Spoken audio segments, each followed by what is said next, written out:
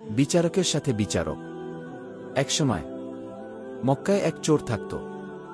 সে মাঝে মাঝে মানুষের গয়না চুরি করত। সে বলত যে সে কেবল জিনিসপত্র ধার করবে, কিন্তু মক্কা বিজয়ের পর আর কখনো জিনিসপত্র ফেরত দিত না। মুহাম্মদ সাল্লাল্লাহু আলাইহি ওয়াসাল্লাম তখনও শহরেই ছিলেন। একদিন তিনি রাতে বাইরে গিয়ে ভ্রমণকারীদের একটি শিবিরের সাথে দেখা করেন।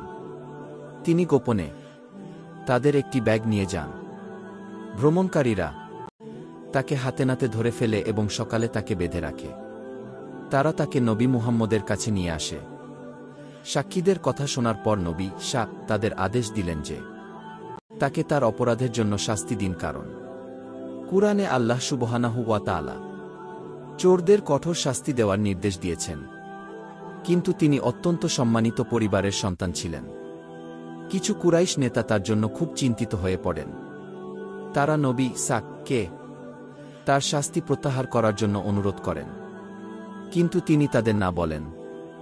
তারপর তারা তার প্রিয় দত্তক নাতির কাছে যান, যিনি প্রথমে খুব ছোট ছিলেন।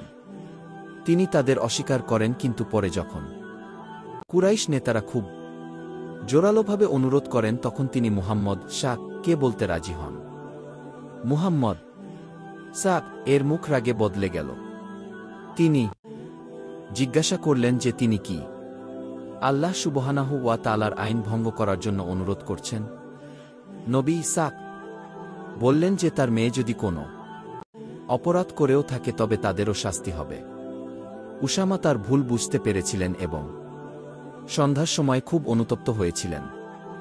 ওয়াসাম লোকদের কাছে এসে বললেন যে অনেক জাতি তাদের অন্যায়ের কারণে ধ্বংস হয়ে গেছে। যদি কেউ সম্মানিত পরিবারের সদস্য হয় তবে তারা সঠিক শাস্তি পেত না, কিন্তু দুর্বল ও দরিদ্র মানুষ যারা ছোটখাটো অপরাধ করত তারা খুব কঠোর শাস্তি পেত, এবং আল্লাহ সুবহানাহু ওয়া তাআলা কখনো কোনো ধরনের অন্যায় পছন্দ করেন না।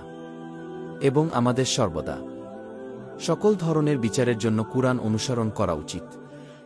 এই গল্পটি আমাদের সূরা মার 4-2 নম্বর আয়াতের কথা মনে করিয়ে দেয়, যেখানে আল্লাহ সুবহানাহু ওয়া তাআলা উল্লেখ করেছেন যে যদি আমরা বিচার করি তবে আমাদের অবশ্যই সকলের জন্য ন্যায়বিচারের সাথে বিচার করতে হবে, এবং আল্লাহ সুবহানাহু ওয়া তাআলা ন্যায়বিচারকারীদের ভালোবাসেন।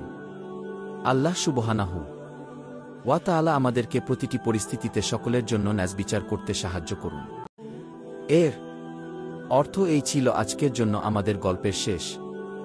এই ভিডিওটি লাইক করে আপনার বন্ধুবান্ধব এবং পরিবারের সাথে শেয়ার করুন, এবং আমাদের চ্যানেলটি সাবস্ক্রাইব করুন যাতে আপনি এবং আরও অনেক লোক ইসলামিক স্মারক পেতে পারেন, যাতে আমরা আরও ভালো মুসলিম হতে পারি এবং আমাদের প্রভু আল্লাহ সুবহানাহু ওয়া তাআলাকে খুশি করতে পারি। এবং পরবর্তী সময় পর্যন্ত আসসালামু সঙ্গীত আলাজুম এই মহান দার কাজে আমাদের সাথে যোগ দিন এবং রমজান মাসে অসংখ্য সোয়াব পান।